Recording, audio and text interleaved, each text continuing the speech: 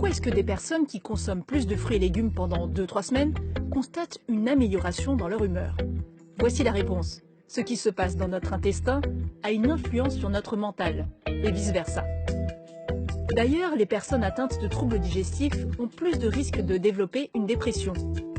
En effet, notre tube digestif est colonisé par des milliards de bactéries. Elles constituent ce qu'on appelle notre microbiote intestinal. C'est un peu comme un deuxième cerveau qui va servir de principal conseiller à notre premier cerveau. Hé, l'intestin, ça va? Pas très bien, et toi, ça va? Ouais, finalement, moi non plus, ça va pas trop. Et voilà comment ça se manifeste dans la vie. L'équipe du professeur canadien Stephen Collins a isolé 2 groupes de souris. Un groupe de souris aventureuses et un groupe de souris peureuses.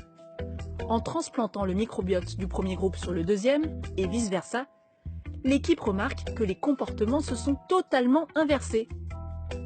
De leur côté, des chercheurs irlandais ont montré que les bactéries intestinales régulaient les taux de sérotonine et de GABA, 2 neurotransmetteurs intervenant dans le rôle de l'humeur. Et si on est déprimé, comment on fait? Les chercheurs irlandais proposent d'utiliser des probiotiques, compléments alimentaires à base de bactéries, à la place d'antidépresseurs. L'alimentation a aussi une influence importante sur la qualité du microbiote. Mais il y a alimentation et alimentation. Les chips ou le chocolat activent des circuits de récompense très vieux, du temps où il fallait faire beaucoup de réserves de gras. Mais ça reste bénéfique sur le court terme seulement.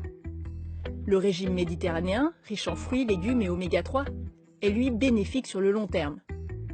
Mais attention, la dépression reste multifactorielle. L'aliment à lui seul ne guérit pas. Mais ça vaut le coup d'expérimenter avec son intestin pour voir si on va mieux.